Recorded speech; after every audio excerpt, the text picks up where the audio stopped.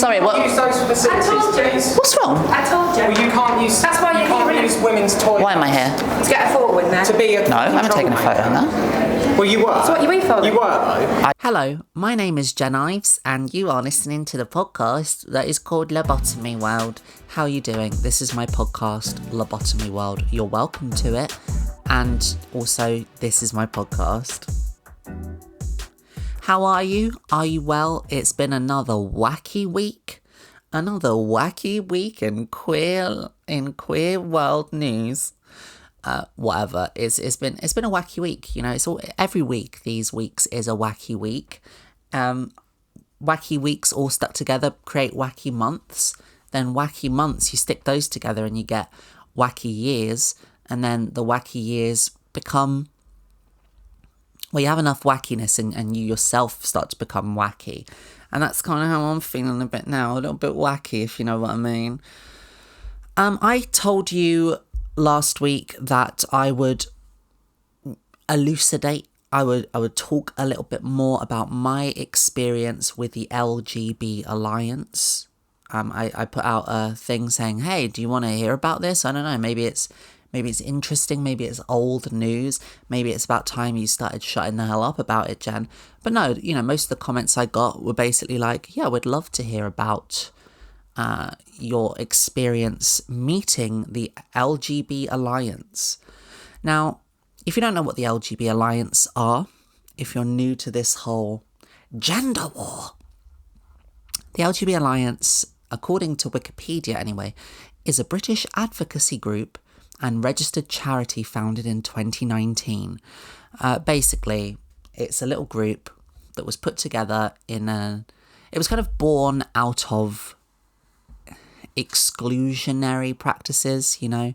I mean, its whole name, the LGB Alliance, is supposed to evoke, wow, you know, lesbians, gays, bisexuals, we should all get together and kind of do our own thing that's based exclusively in same-sex attraction.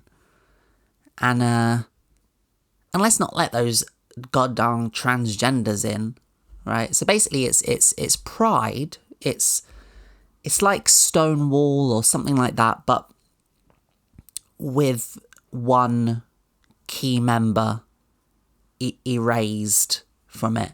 We just want our own club. We just want our own space where we can talk about whatever the hell we like. Bev Jackson, Kate Harris, Ann Sinnott, Alison Bailey and Malcolm Clark. We're just going to sit around and we just want a free space where we can talk absolute rubbish and just absolutely stick it to those goddamn transsexual organophiles. That's basically the gist of it, really. Unfortunately, within some quarters of the LGBTQIA community, there are people that believe that the reason why the rights of gay and lesbian people are being stripped back is because trans people asked for too much. Now listen, I know that things can be complicated in the world, and I know that it can be really difficult to be presented with the idea that most of society were just sort of like pretending to accept you the whole time, and that actually acceptance isn't just one, but you have to also maintain it. And getting the right to gay marry or whatever does not draw a line in the sand. It doesn't mean that you've got full acceptance now or whatever. I know that can be really difficult to come to terms with. So instead of coming to terms with it, what groups like the LGB Alliance basically did is they decided that it was trans people's fault. Because we were a little bit too uppity. Because we were a little bit too garish. We looked a little bit, you know, scary or whatever. And as a result, we turned the public opinion against the entire gay community. Do you know how dumb you sound? Do you know how stupid you sound? Also, they have this belief, right, that like trans people shouldn't be an accepted part of gay culture, right? They think that, you know, gay culture is all just about who you screw. It's just all about same-sex attraction and that's it. No romance, no social life, you know. No playing bloody Cards Against Humanity on the weekends. No, it's just down to pure screwing for them. Man and man, woman and woman, nothing else. Which obviously we all know is a lie. We all know that is propaganda. We all know, really, that trans people have always been an integral part of the LGB movement with a T. We have always been there. Not only that, though, there's like an overlap. You know, a lot of trans people at some point in their life identify as gay or lesbian or bisexual or whatever, and then they start living trans, and maybe they still do identify that way, or maybe they don't. I shouldn't really have to explain this stuff. It all seems pretty simple, but unfortunately, Bev Jackson, Kate Harris, Anne Sinnott, Alison Bailey and Malcolm Clark, they have a much more binary point of view of things. And in 2001, they decided that they were going to throw their first ever big LGB conference. Not just a conference, not just a stuffy old conference with pens and booklets and sandwiches. But there was also going to be a goddamn disco there. The big TERF disco, as I think it was being referred to. Anyway, so the story goes, right, that I had been signed up to the LGB Alliance mailing list for a really long time, like pretty much since they sort of emerged, especially as a legitimate registered charity. I was like, I need to keep my eye on these guys, because at the time it was sort of unprecedented, right, that a anti-trans hate group, which I'm sorry, that's what they are. I mean, it's so transparent that is what they are, that to me it's almost laughable when people try to pass them off as like a reasonable part of the LGBT ecosystem, you know. Most of the people in this organisation are, and I mean this in the nicest possible way, crusty, ugly as hell, and not that there's anything wrong with this, but decrepit. And the thing is, right, they're not smart people. They're really not. They're really quite dumb people. And trust me, I know, because I've met them, which we're going to get into a little bit here. But so I was signed up to the LGB Alliance mailing list. And I have to say, you know, when I first signed up to the LGB Alliance mailing list, I had a little bit of insecurity about it, right? Because I wanted to keep track of what these people were up to, what kind of hatred they were spewing or whatever. And I was very unsure about what it actually meant to be a member of the LGB Alliance. Like, I didn't know how you actually became a member of the LGB Alliance. Like, surely to become a member of something, you have to like fill in a form, or you have to, you know, register or whatever. Like lots of kids my age, like probably registered to be in the Beano Club, for example. If you don't know the Beano's like a popular kids comic strip with Dennis and Nasha and the Backstreet Kids. Bash Street Kids, not the Backstreet Kids. The Bash Street Kids. The Backstreet Kids is something else. And it's like, okay, it's great, you love the Beano, but if you really love the Beano, you could sign up to become a member of Beano Club. And that was like a commitment, you know, you had to commit something. It was a small fee as well. You give a little bit of money. You would receive through the post, I think it was like you would get like a little wallet thing and a badge, 2 badges. One of the badges was Dennis the Menace, the other badge was Nasha. It was a hairy badge. And you would also then, if you wanted to commit further than that, which I didn't, I was happy with the badge and everything. But if you really, really cared, then you could get the magazine sent to you with like free gifts and stuff like that. But with all my like researching on the LGB Alliance website, I couldn't find anything about how to actually formally become a member. So I assumed actually that their members' calculations, like their sort of like, you know, their figures on how many members they have, it must have been based off of how many people how many people had joined up to the mailing list. And that shouldn't, that's not accurate, because I was one of those people that was signed up to the mailing list just to keep an eye on them. It's a bit like when you follow someone on Instagram or Twitter that you staunchly disagree with ethically, politically, philosophically. You're just following them because you just want to keep a beady little eye on them, make sure they're not doing anything too gross.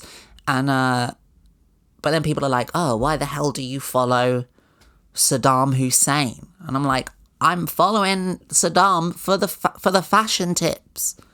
I never followed Saddam Hussein. I don't think Saddam Hussein had an Instagram account. Prove me wrong. If he did, I'd like to get a look at that thing. Anyway, so I'm signed up to their mailing list. And time goes by. I'm not really checking what they're doing, but I get an email through from the LGB Alliance saying, huge flipping news. We at the LGB Alliance, not only are we a goddamn registered charity now, which firstly is mad, okay? Because as I was saying, they are a hate group. And when they became a registered charity, when the government gave them charity status, I remember having a feeling deep within my diaphragm, in my waters. I remember thinking, this is bad. Not just like, oh, this sucks or whatever, but like genuinely, like, this is a sign of this is a bad omen.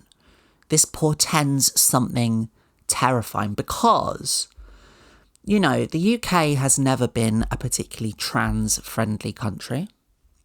I think people, especially abroad, like tourists and stuff, and Americans, I think people have this strange idea that the UK is this sort of liberal, lefty kind of safe haven because we had a bit of New Labour, and because we had the Beatles and the Rolling Stones or whatever, and the swinging 60s. But actually, we're actually a very deeply conservative country with very deeply conservative ideals and a lot of really backwards thinking. And, it has been difficult being a trans person here. And I think sometimes people like to pretend that the UK is more accepting than it is, because it kind of fits in with our sense of like, oh, we're cool, we're just like the little guy, but we're like, are better than everyone else. Is that we actually kind of hardcore suck, to be honest with you, and we don't really have much to be proud of at the moment. Anyway, God, what was I going on about with that? Oh yeah, the point is that when the LGB Alliance was rewarded with charitable status, like Bernardo's or like Amnesty International or like Shelter or something like that, what it was saying that actually very transparent trans hatred is we endorse it as a government. And I remember thinking, okay, this is a big step, because this isn't just like the government being like, oh no, it's freedom of speech, you can say what you want. This was the government being like, no, this is a good thing. It's good that the LGB Alliance exists. And it really, really ain't, to be honest with you, because they've done a lot of damage, and it's run by brain-dead goons who I had the displeasure of meeting when I decided, in some sort of mad haze, when I got this email through saying that they're having their first ever conference at the Queen Elizabeth II Centre, I remember thinking, I have to go. I should be there. Me, little old me. I don't know why I thought this. I guess I was so pissed off and so shocked about it. I remember kind of thinking like, because at the time I was always sort of, I was a light to heavy hitter on Twitter. Do you remember Twitter? I had a fair amount of followers. I had about nearly 20,000 followers or something like that. Nothing crazy, nothing good. But like at one time on Twitter, I was a good antagonist towards these sorts. And I know that some of these guys on here knew kind of who I was vaguely by my cyberbullying. It wasn't cyberbullying, it was cyber justice. But I felt like I needed to make myself present at this thing because this LGB Alliance conference felt like such an affront to me, to decency, to harmony. I was just like, I should be there, just if nothing else, just to make a statement. I had no intention of going and upending anything. I had no intention of pushing over stalls or like getting a megaphone out and going, you all are ugly or whatever. Although that would have been okay. That would have been true. I didn't actually have any intention of doing that. I didn't have much of a plan at all other than it would be funny if I went. In fact, the whole thing that I wanted was just to go, get a picture of me there, and then share that on Twitter. And I was willing to pay, I think it was like between 50 and 80 pounds. I can't remember exactly how much it was. It was something like that. It was like 50 and 80 pounds per ticket. And I was like, I'm going to go, I'm going to buy it. So I did. And I convinced my friend Riggs to come with me, sort of as protection, as a bodyguard, if you will. And he did, which I will always be thankful for. The thing is, I would have gone on my own. I remember at the time I was pretty like steadfast about going, and I was kind of like, I'll go with or without you. And luckily Riggs chose with me, which was useful. So that's basically the preamble of it. That's the build up to why I went. Now, let me tell you a little bit about the day. Now, this is 2021 we're talking about here, okay? This is a long time ago now. That's 4 years ago. And my original intention when I was going, now it wasn't like I was going in order to catch anyone out or like because I wanted to make a documentary or anything like that. But I did decide before going that I was going to wear a wire, like in a kind of spy movie. And I really did. I wore a really good wire. Like I had a dictaphone. I had a lapel microphone. I had it like taped to me, and I was recording all day, and pretty much I was in. And the reason I did that is obviously because these LGB Alliance people, they're extremely litigious, okay, and they're also extremely dishonest, disingenuous. They're liars. And I thought the only way I'm going to be able to do this with any kind of self-preservation is to make sure that everything I'm doing is recorded. So that's what I did. So although I didn't record the entire day, a lot of the key moments I still have. I have it backed up on my computer. I have recordings, hours of recordings from the first ever LGB Alliance Conference. And unfortunately, I haven't been able to put them out because, well, in all honesty, I was concerned that them being as litigious as they are, I would, get sued or something like that. It's a complicated thing when you're recording people. Even if it's for your own safety, there's a difference between like recording it and then like putting it out publicly. So what I wanted to do is when I came away from the conference, my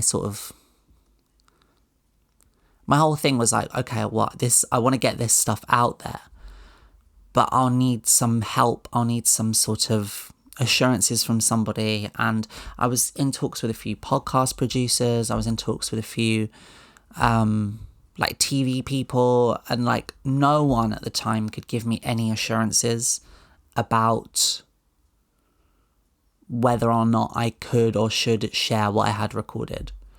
But there's nothing to say that I can't tell you what I had recorded. And maybe one day, hopefully, that audio will see the light of day. If anyone has any advice on that, they're more than welcome to let me know. But for now, it's just, sitting on my computer. So what happened? What happened at the LGB Alliance Conference? Well, I turned up. There was a line to get in. It was a very popular day. And I went to the reception. Now, at the reception at the Queen Elizabeth II Centre, which is named after our Queen, who is now deceased, Queen Elizabeth II. Basically, there's like multiple reception desks. There's like 4 or 5 reception desks, and because the building houses loads of different conferences, sometimes on the same day, it's a big building. And on this particular day, they were doing the LGB Alliance Conference, and I believe some sort of stationery conference, like, you know, like office supplies conference. So I made sure I was at the right desk. I didn't want to go to the office supplies desk. I went to the LGB Alliance desk, and behind the desk were some very turfy looking middle-aged ladies, and there were all of these like name badges all scattered out on it. And I remember saying, "Hey, I'm Jen Ives," and they gave me my name badge and told me to have a good conference. I was like, yeah, great. So went up in the lift, I believe, came out into the grand conference hall, and basically it was just a load of people milling around. There were booths, you know, like stalls actually is the word I'm looking for, which contained lots of literature, primarily aimed at, funnily enough, kids, young people who weren't present really. And it was all basically stuff about how if you think you're trans, you should think again, because actually it's okay to be gender non-conforming, but like you're probably not trans. So, you know, it was that kind of thing. It was advice for schools. It was intended to appeal to teachers and things like that. That's the kind of propaganda arm that they were going down. Now, what the day consisted of is it consisted of that, which you could like go to at any time, like walk around it, talk to people, which I did. I made an effort to talk to people. There was actually a cardboard cutout of J.K. Rowling there that you could have your photo taken next to, which I did. I'm sure that photo is lost to time. Let me know if you can find it. If you type my name in on Google and LGB Alliance Conference, you'll get lots of interesting stuff. You'll get a photo of me with Andy No. Do you know Andy No? The sort of horrible right-wing freak Andy No. And I remember when I saw him there, I was like, I have to get a picture with this guy. You know, that would be so funny. And I went up to him and I was like, oh, I'm a really big fan or whatever. And we got a snap. And I remember uploading that to the internet. And I hashtag broke the internet. Not really, but, you know. I was like, okay, we'll go into the main conference area where basically throughout the day, various speakers were coming up on the stage and having panels, having debates, not debates, having panels basically about trans people. Now, what I find most interesting about the LGB Alliance is one of the things that they insist on, you know, one of the things that makes them funny to me is that they insist that their focus is on being an activism group, a support group, whatever, for same-sex attracted people. They just want a space where gay, lesbian and bisexual people can mingle, discuss their issues, you know, have their say without being lumped in with the transgender freaks, okay? That's like the message. What's interesting is at the LGB Alliance Conference, almost every talk that I could see, and certainly every single talk that I sat through, was almost exclusively about how trans people are dumb and trans people are a problem, and what we're going to do about trans extremism, and what about trans kids, and like, what about the indoctrination? It's like, okay, so if you really care about, you know, LGB issues, why aren't you talking about it? How come every issue that you discuss involves trans people or it being trans people's fault somewhere along the line? It's like, even when they're talking about stuff that, you know, arguably isn't trans related or whatever, like maybe they're talking about like, why are there no lesbian bars anymore? Well, the conclusion they always come to is, well, it's because of trans people, you know? everyone's identifying as trans now, so there are no lesbians, so no one has any lesbian spaces. It's like, no, that's not the reason why. Like, why don't you like actually do some... I don't even know why I'm saying why don't you like actually do anything. Like it's so transparently obvious that they're an anti-trans hate group. But they won't have it, you know, they hate it when people say that. But let me tell you, I've met them and they do not like trans people. It seems obvious, but when you use words like alliance, then you kind of communicate something else to the wider world. And this is the problem, right? One of the LGB Alliance's main things that it tries to do is it tries to be a respectable, front-facing group, not for the benefit of gay people, but for the benefit of straight people, or like, for lack of a better term, normies, right? They are trying to basically be an authority on gay, lesbian issues and trans issues by extension. So here's the irony with them, right? They want to apparently focus on LGB issues and not trans issues.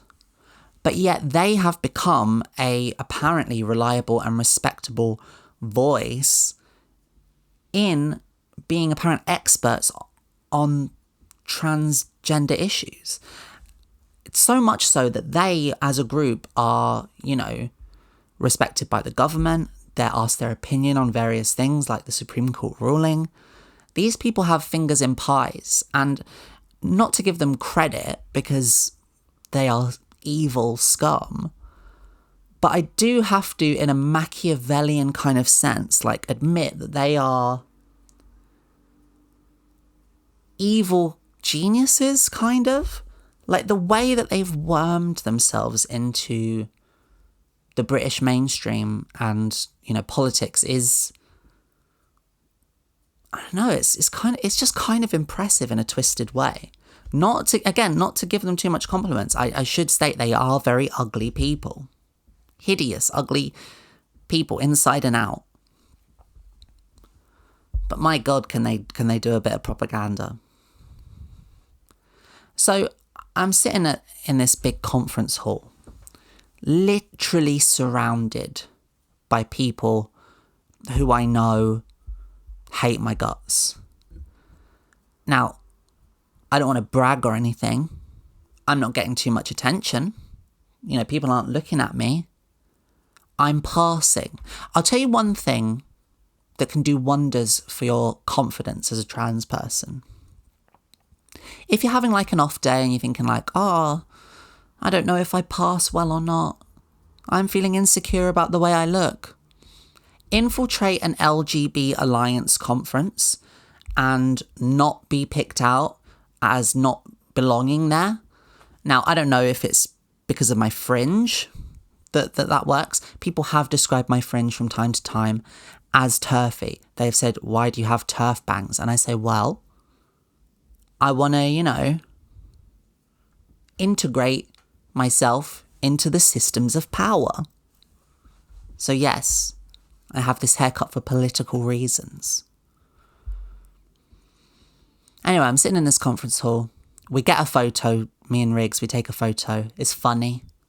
Again, I don't know if it's out there. It's out there somewhere, I don't know. Because I deleted my Twitter and I assume everything with it.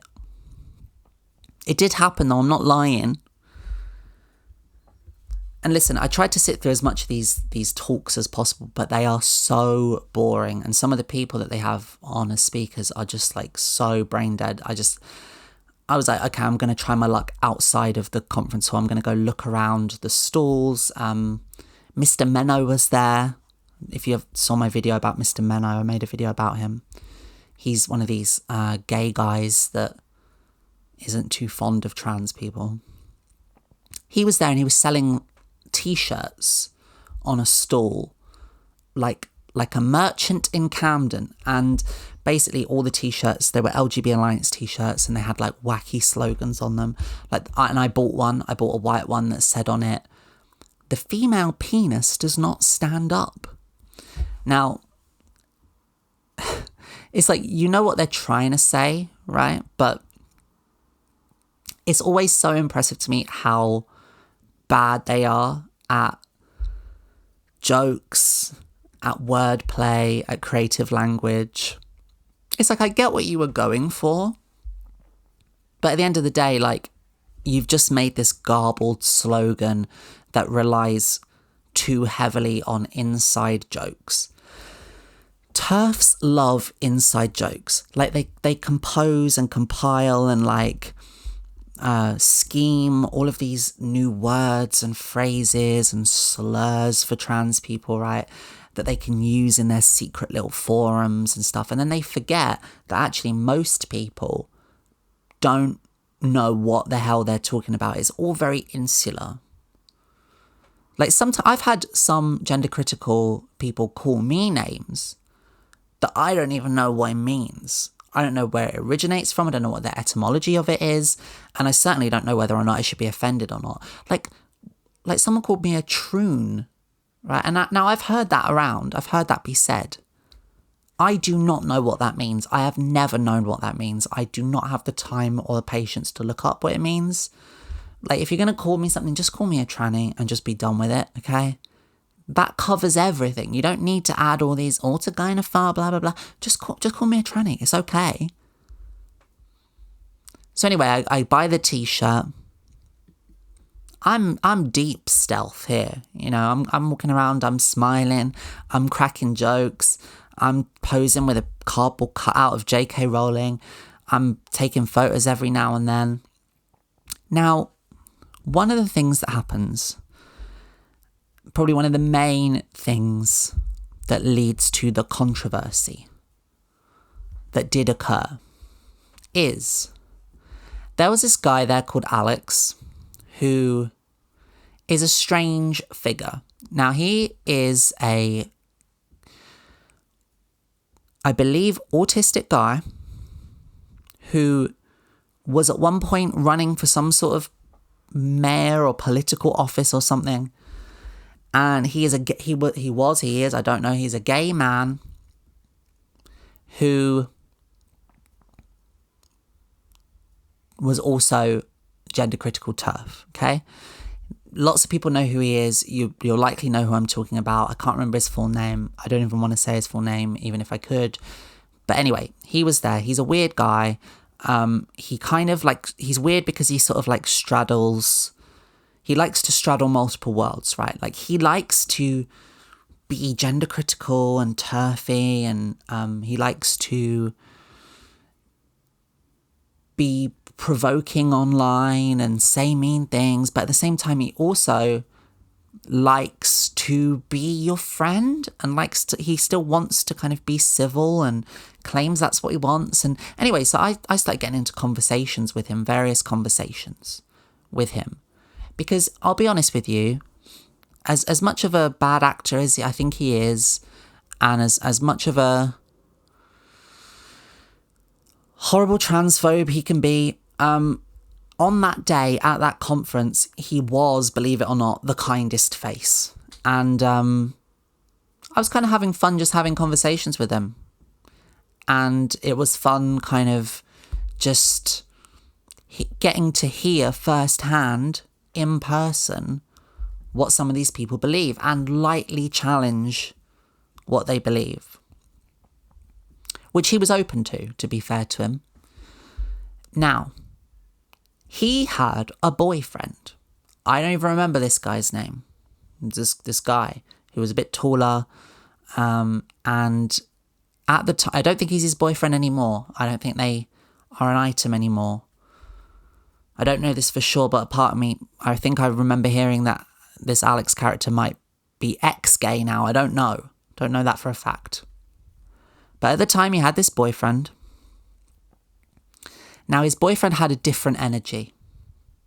There was a point when we were all having a conversation. We were kind of standing in a bit of a circle, and there was a few other people there. And his boyfriend, who I believe also is autistic. Now, there is a reason why I'm telling you that. It's not to make any sort of judgment about him. It will just become relevant later. So they're both autistic. His boyfriend is much more outspokenly distasteful. Like, he does not like trans people. And the things that he's spouting are inarguably offensive. Somehow the conversation gets on to being about Islam, Muslim people, immigrants, immigration, which is so common, actually, that these sort of bigotries, prejudices, they kind of do exist side by side. I mean, you only have to take a cursory glance at some of these people who are involved in the gender critical movement to see how their deeply conservative worldviews complement each other. I mean, look at Kelly J. Keane, the what do they call her? The Marilyn Monroe of TERFs, which I just feel like, you know, that's too much of a compliment for her. But she's like the whole adult human female kind of propagandist, vlogger kind of woman.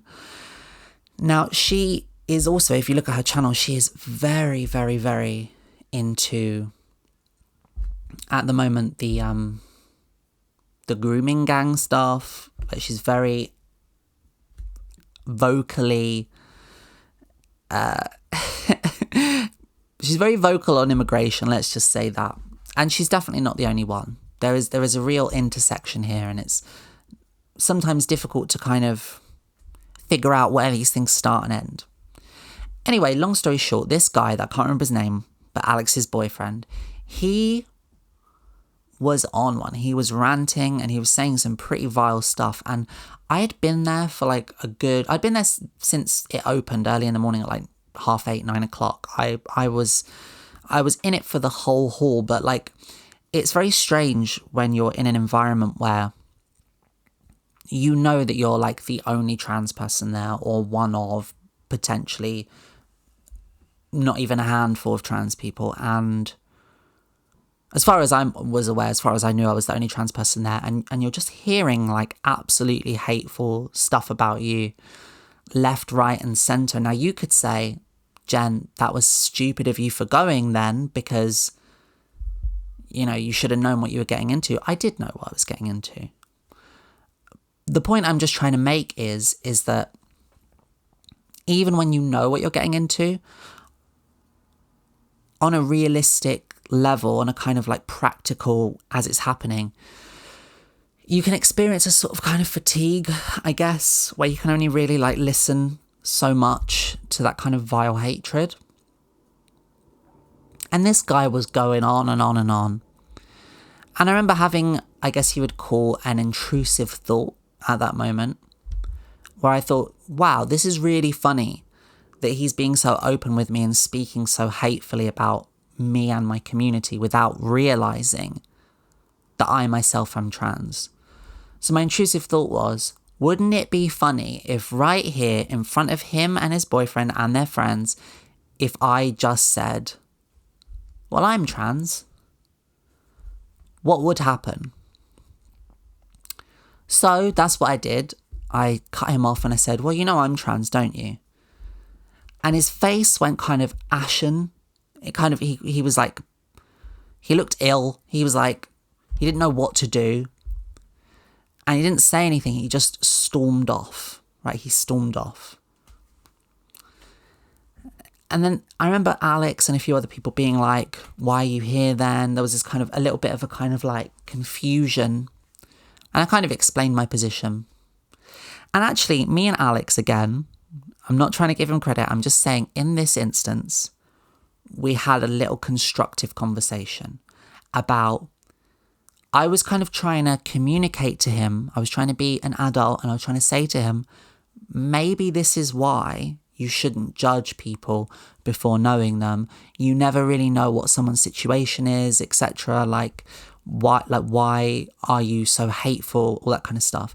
And I said to him, really, like, as in his least a patronizing way as I could, in the nicest way that I could. I remember saying to him, you know, you seem like a nice enough guy. I enjoyed talking to you. I really hope that one day you can find your way out of this organisation, because I strongly believe that they're taking advantage of you and they're manipulating you and they're weaponising you. And we sort of shook hands and went our separate ways, right? Now, as we were going our separate ways, I, in hindsight, made the mistake of thinking that that he was able to take a joke, basically. So I shouted out to him, just so he could hear it. I shouted out something along the lines of, I think it was, "I'm just going to go and use the women's toilets now."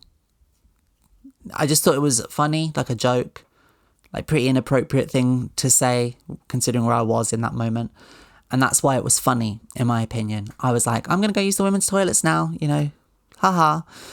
I wasn't actually intending on using them, although I will say that I had already used them multiple times there. In fact, it was one of the first things I did when I got there. I thought, wouldn't it be funny if I just went and used the women's toilets right now? As soon as I get to the LGB Alliance Conference, on the conference floor, just go use the women's toilets. Because there had been this like whole conversation about it, like the absurdity of it all, in the lead up to the conference. They had things on their website about how, like, you know, maybe we'll be checking people at the door and all this kind of stuff. And I made a couple of calls to the LGB Alliance. Again, I have all these recorded. They have unfortunately not made the light of day yet, but I remember saying, like, asking them about their toilet policy, and I was talking to the actual Queen Elizabeth II Centre, and I was talking to the people on the LGB Alliance switchboard, which I assume is in some fucking telephone box somewhere. But they basically said to me that they would have people checking the doors to make sure that trans people weren't using the wrong toilet or whatever. Anyway, when I made this ill-judged joke, I guess, it somehow got back to Alex's boyfriend, the guy I was talking about previously, who made the quite inappropriate comments earlier, and he came running over towards me. Like, I thought he was going to hit me, and he was a lot taller than me, and he was like looming over me, and he just started shouting. He started calling me a man. He started calling me, like, I can't remember exactly what he called me. If I can find the video for it, I'll like edit it in here, or I'll get the audio clip of it and put it in. But he was not a happy bunny, basically. He was like, "You're a man. You're not you're not welcome here. Like, you're a rapist." Like, basically, like all this kind of stuff. And it was really, I'll be honest, it was quite intimidating. It was quite scary. Because he was really upset. He was really angry. Sorry, what? Use those facilities, please. What's wrong? I told you. Well, you can't use. That's why you can't use women's toilets. Why am I here? To get a photo in there. To be a No, I haven't taken a photo in there. Well, you were. So what, you were filming? You were, though. I just drank coffee. No, you were. You're not in there listening? You're an autogynephilic male. Seriously, You're not welcome. It's all right. It's all right. Am I not welcome? Right, should a bulimic be allowed to purge and get a load of money off the government to stuff themselves silly to throw up? Oh, and I couldn't get a blood test the other day, but you get blood tests for checking your fucking perverted hormone levels that you can't stop fucking taking. Either way, you've got a different Homophobic nonce. You're noncy as fuck. Why You're would you a take a pedo. photo in there and send it to everybody? Why would In you there? come here? Get out! We don't want you here. Why have you come to upset people?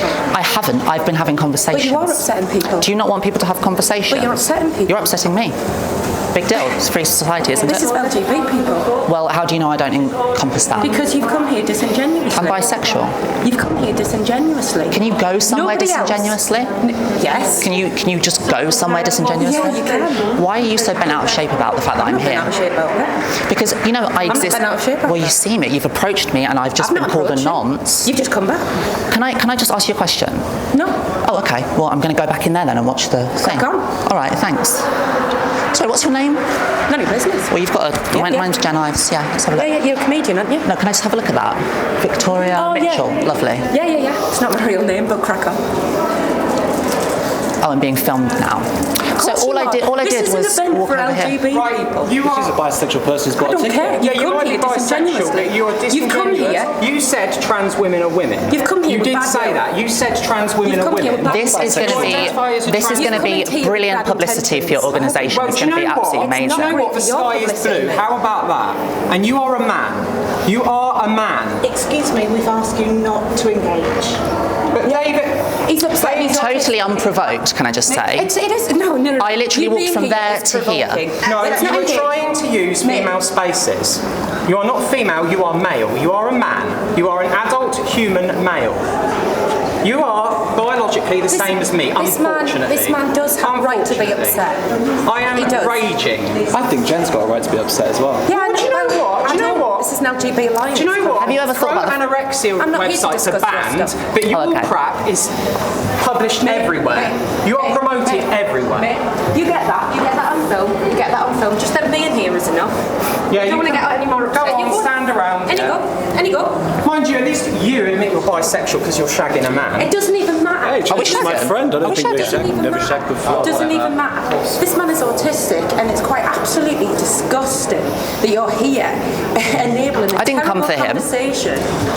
No, you've come for all of us. I don't even know who he is. Disingenuous earlier. You said to me, you didn't even know I was a man, and you used the she pronoun. The worst thing well, now you're a he, because I know you're a he. Look how he's shaking. You are a he.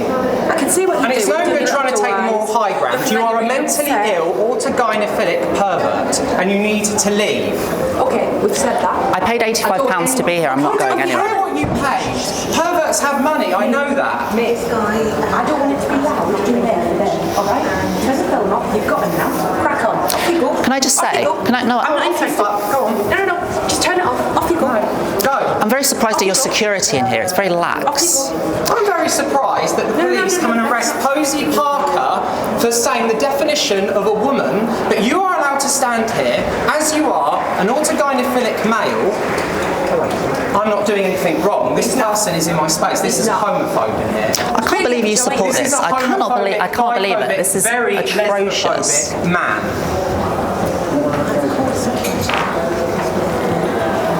I'm not happy. If you want me to be silent, with a I will. person being upset. Katie, this is an autogynephilic man who has got in here for disingenuous reasons to use female I have spaces. done nothing wrong. I've been civil to everybody, and I've spoken to everybody civilly. Can somebody stop this? I'm not happy with this man being this upset. This person either Can you needs get to this go. person out? This is a pervert. Jen's tried to bought a ticket. use as This is It's part of the mailing list. I was told that allies were welcome and that I was welcome to come. You said trans women are women. No, excuse me, you've just walked into the situation, you don't know what's going on. I walked from there to here. Oh, right, so she should listen to you.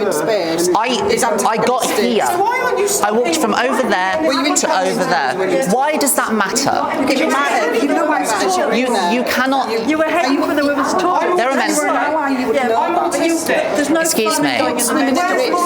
You might not be a risk yourself, but it opens up to risk. Look. Okay, I'm not saying that you're. No.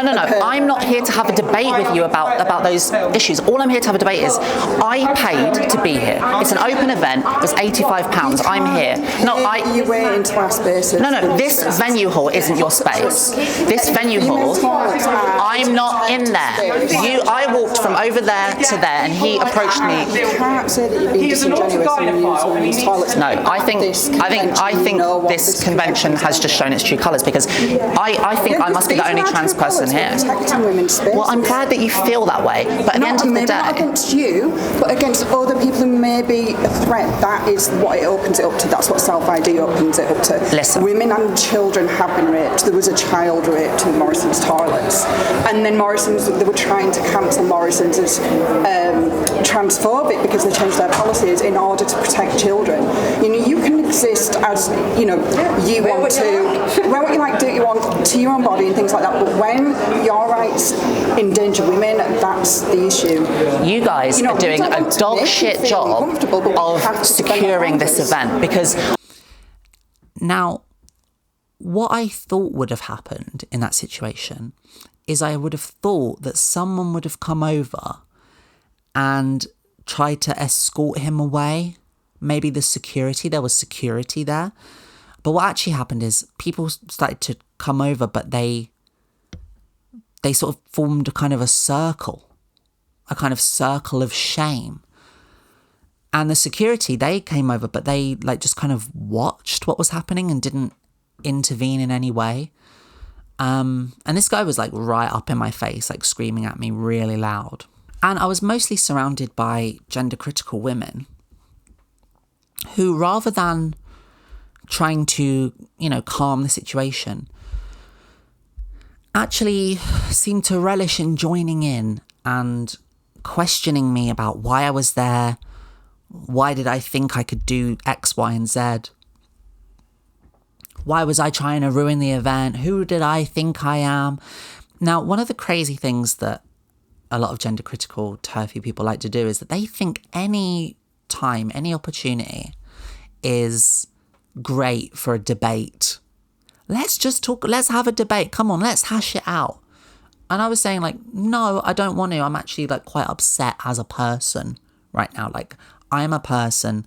I've been, verbally abused and threatened, and I just need some time to decompress, maybe sit down. They weren't having it. They were like, come on, let's hash this out. And I was saying to them like, no, like, I don't want to. I remember there was this one woman there, and she was trying to like explain it to me. She was like, I don't hate trans people. I don't hate trans people. I was like, I didn't say you did. She's like, I don't hate trans people. She was like, I've got a trans cousin or something. She was like, oh no, it was her nephew or something. And she called him her nephew, but she was implying that she was a trans woman like myself.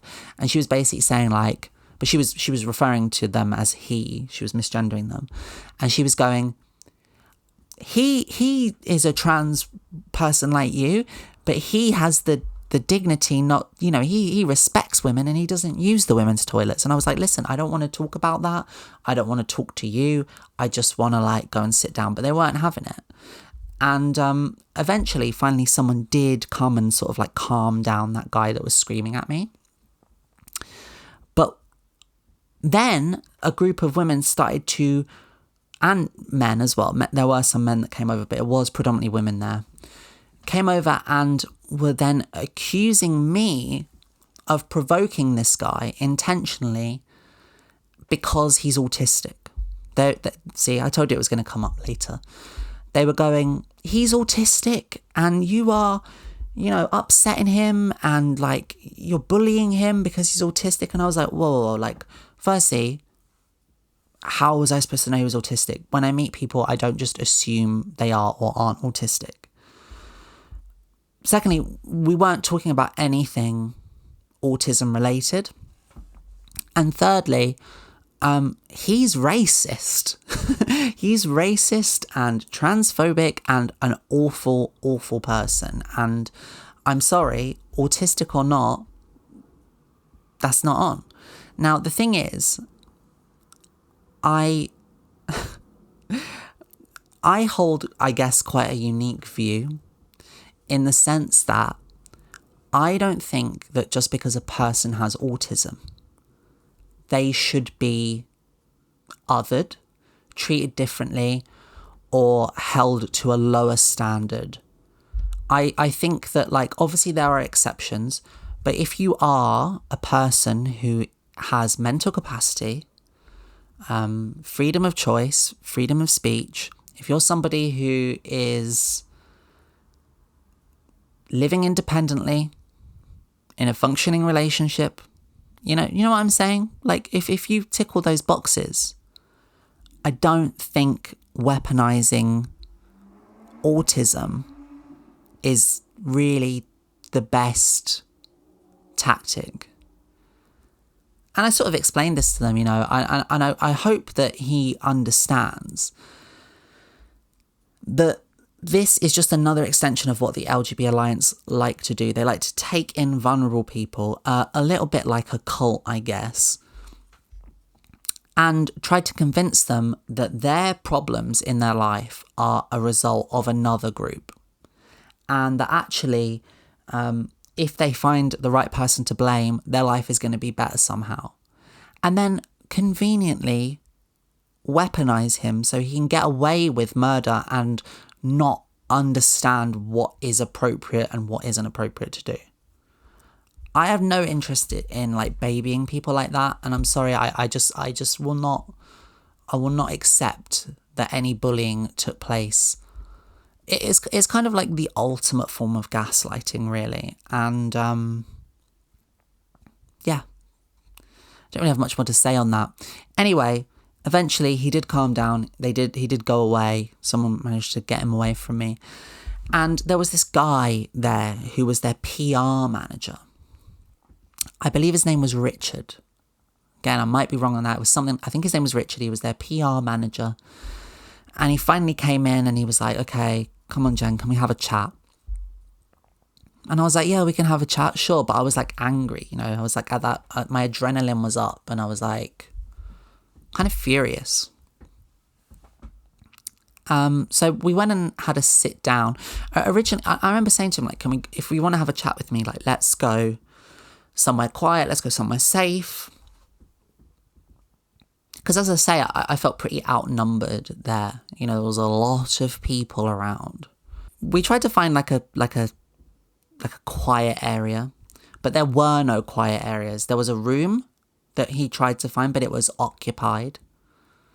So I remember thinking like, okay, you're not really like doing a good job here because you're not prioritizing my safety or like my confidentiality. You just want to like, you're just trying to damage control. So anyway, we sat as far away from the group as we could and we had a chat about it. And his whole thing was like, he was like, look, we know who you are. We know why you're here.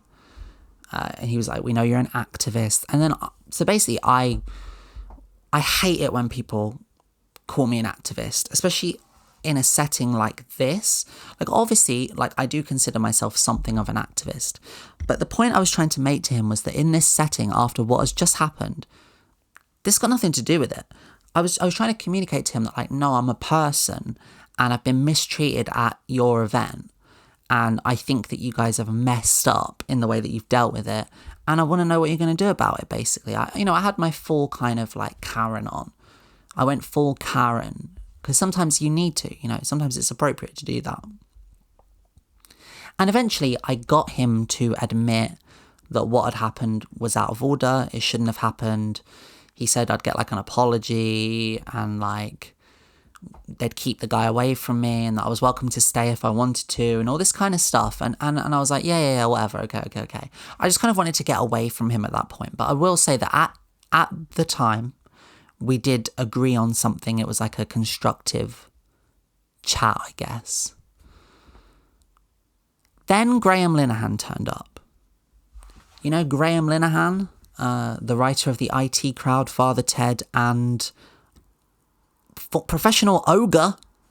Graham Linehan, he came in. I think he was one of the special guests or something. Him and James Dreyfus from Gimme Gimme Gimme. But they were like the special guests, basically. So they come in.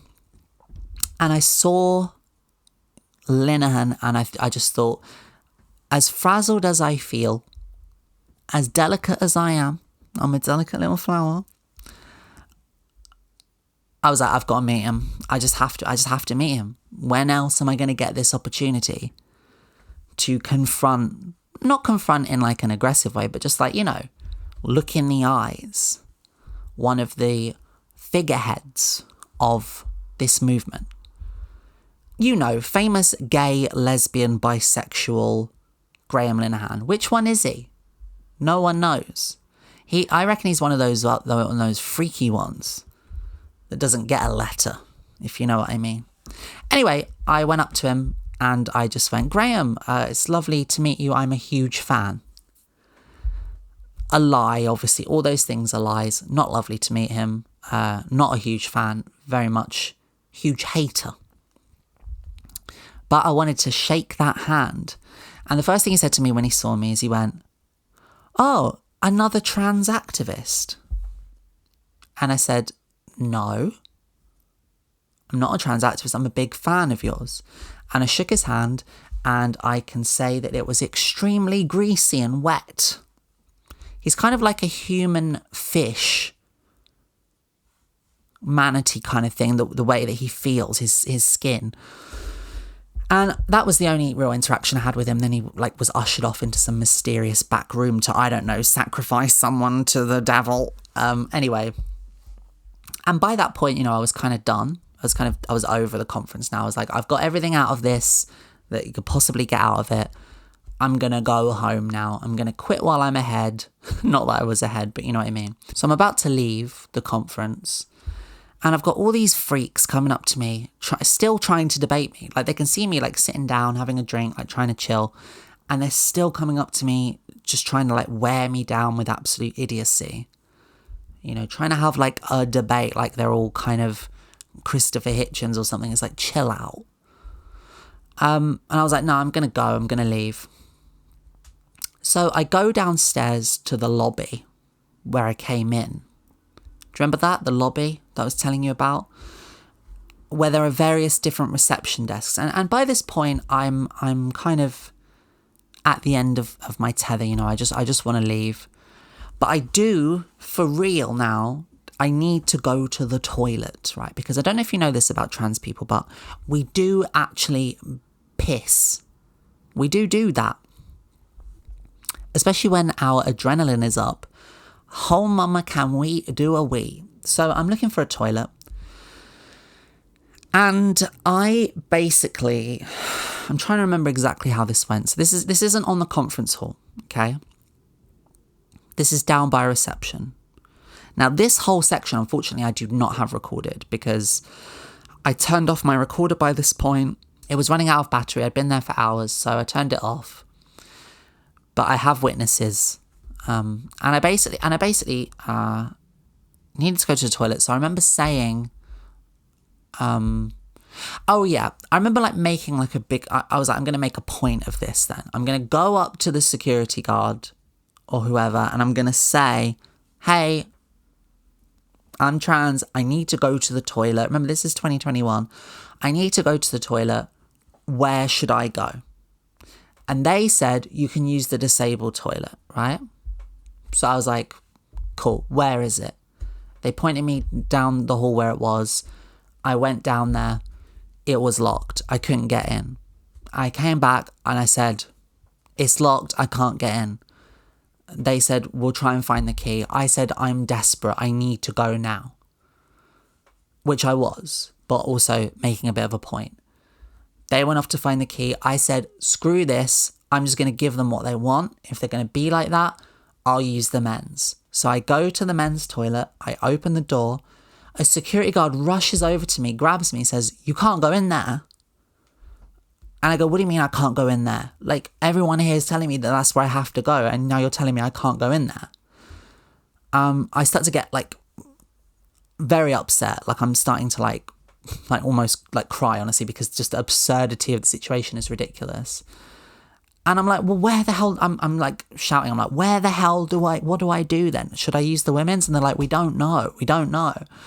And the people at the counter start coming over and like chiming in. And then like, remember I told you there was that other counter, which is like the receptionist for the stationery office supplies conference. They came over and they were like, what's going on? Like, what is this? And I explained to them everything. I was like, this happened upstairs. These people believe this. These people you've been sitting next to this whole time, they're like gender critical, radical TERFs who hate trans people and all this. And they were like, oh my God, that's gross. They were like, that's horrible. Like, they had no idea. They were like, we're so sorry that you're going through this. And I was like, could you please be a witness for me? You know, if I need to like, take this any further or whatever. And they were like, yeah, of course. And I think I might have like taken their information, which I don't have anymore. But, the point is that I'm trying to make is that whole experience was awful from start to finish. And then basically what happened is after the conference, once I'd like shared my story, and one of the things that had happened is, funnily enough, is the guy who had shouted at me. Here's the thing, like I obviously like communicated and told people about what happened, and it was common knowledge that this thing had happened, but there was a lot of misinformation being spread around, primarily from the LGB Alliance and the gender critical people that kind of do propaganda for them. And the thing that was being spread around was I was invading women's toilets. I was a pervert. I was recording women in the toilets, which is just not true. Apparently that I was doing X, Y, and Z. You know, I was bullying an autistic person. All this kind of stuff is just what was coming out. And I remember this PR guy that had sat down with me and apologized and everything. He was then posting on Twitter saying, Jen's lying. You know, Malcolm Clark was doing the same thing. Jen's lying. And they were like, well, you know, if you've got proof to the contrary, publish and be damned. And I think what they were doing, I had the feeling that they were trying to coax me into sharing what I had undercover recorded in audio form so they could be litigious towards me. So again, you can kind of see why it's taken me so long and why I haven't put it out, because I need to have the backing of someone who can legally protect me before I can put it out. I don't have any money. I don't have any resources to defend myself, and I don't want to do that. But if there's anyone out there who, I don't know, produces a podcast and would be interested in putting this out, then, and taking the responsibility, taking the risk of being sued by the LGB Alliance, I'd be happy to tell my story properly in podcast form with dramatic music and recordings from the actual day that I still have backed up on my computer. But unfortunately at the time, no one wanted to touch it. No one wanted to touch this. It was actually extremely disheartening to see how few people wanted to touch this at all. As I say, we were in talks a little bit with some production companies and stuff, but ultimately at the time, people just didn't understand. Either they didn't know what the hell the LGB Alliance was, and it was my job to then like communicate to them and convince them that they were something worth paying attention to, that it was something that was like actively fighting to strip trans people of their rights and was a horrible organisation filled with loads of weird fuckery. On the other hand, people were like, no, we know what LGB Alliance is and we don't want to have anything to do with that because they're extremely litigious and we're terrified of them.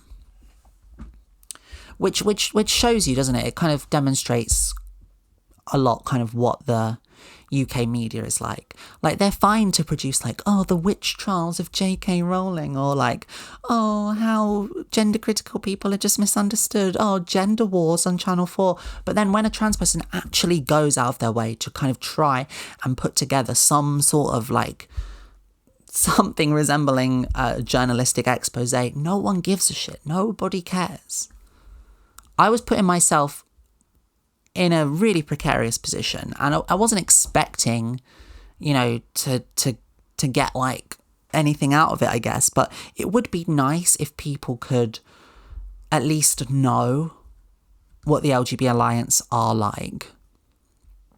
Because unfortunately, you know, as I say, they've had a huge impact on the current state that trans people are in right now in the UK.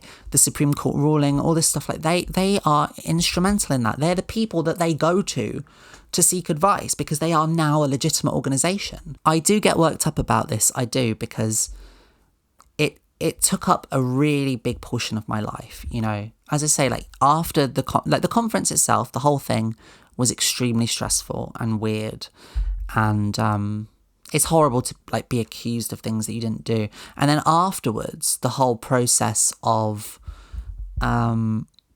propaganda and like smearing that happened to me was super, super, super toxic. And it had ramifications going forward into my like Edinburgh show and like all this other stuff, like where like unfortunately, like it's kind of a Faustian bargain, right? Like I kind of like got what I wanted in the sense of like I did shine some light on them as an organisation.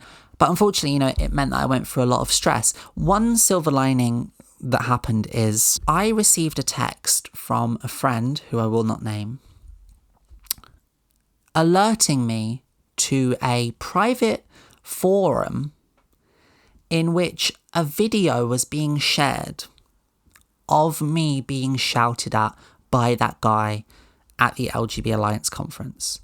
Not a video that I had filmed, a video that he had filmed. Apparently, unknown to me. I had no idea, but he was filming it. I know he had his phone on him, but I didn't realise that he was filming. Now, this video was being shared in this forum or whatever, in this community or WhatsApp group. I can't remember what it was. It was being shared. Here's the thing, trans people, we are around. You know, we have infiltrators. We have people like keeping an eye on these groups if we're aware of them. And this is what had happened. Basically, this video had been like shared around a few times in the context of it being shared by gender critical people as a joke, like laughing at what happened, basically saying like, haha, look at this tranny, look what's happening to her, to them, to him, to her, whatever they would have said. Look what's happening. Isn't that funny? Right? So naturally, when I saw this, I was like, save video. And I was like, Twitter, share. Because I didn't record it. This is out there. I got this from the internet. Here's what happened. And that was great because it really helped get a little bit of media attention. And I then had newspapers phoning me up, asking me for comment. I then had articles being written about it and the video being shared millions of times around the internet. Now, since that whole thing, I have sort of distanced myself a little bit from the LGB Alliance ecosystem, you know, the ghouls that are in charge of it, the propaganda that they put out almost daily. I've kind of stopped engaging with it. I still am aware of it. I'm still keeping an eye on sort of how they operate and the influences they seem to have in power. And it's scary, you know, it's bizarre and weird, and they're all freaks and I hate them all. But I felt that I couldn't invest too much emotional labour into it anymore because it was like having a detrimental impact on my mental health. The only reason I'm talking about it now is out of some hope that now with this slightly bigger audience on YouTube that it might get to the right people. And I don't know, maybe if anyone out there does have any contacts or does feel like it might be an interesting thing to look into, because as I say, I've got a lot of recorded audio from the day. I'm sure some of it's very interesting, would probably make a really compelling podcast. Then you can feel free to share this video and help me out. But if not, it will just continue to gather dust on my hard drive forever, because I'm not going to court over it. Okay, well that was another episode of Lobotomy World. Thank you so much for watching. I apologise that it was quite rambly. Also, I've changed the area that I record the podcast in. I am just experimenting. I'm trying a different angle. I need to take down all the posters off the wall that I had before. I don't really like it. I kind of want something that looks a bit more professional, so I'm just currently trying to work on that. But for now, this will definitely do. Lobotomy World is a weekly free podcast. That's what you're listening to or watching right now. But did you know that there is also a members only episode that I put out every week? And this week there's going to be 2 members only episodes because I was late on last week's one. But basically the point is that the podcast does not end here.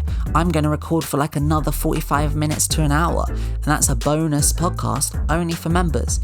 And you can get that by joining as a YouTube member or joining the Patreon, patreon.com/lobotomyworld. I'd like to say a huge thank you to my patrons who support this podcast and make it a little bit easier for me to do creative stuff. Really appreciate that. And I just hope you all have a good week, and don't go to any conferences. Conferences suck. Like, what? I've never understood why you'd want to even go to a conference. Like, even if you all believe in something, it's like, at the end of the day, it's still a conference. It's still just PowerPoint presentations and bad sandwiches. Okay, that sounds fun. Also, there was a disco there at the LGB Alliance Conference. I didn't stay for it because, as I explained, I had my fill of everything, but there were some people that got some video of the conference disco, and Again, if I could find the footage, I'll put it here, but if not, just know that it was cringe. Okay, goodbye everybody. Have a fun week. Bye.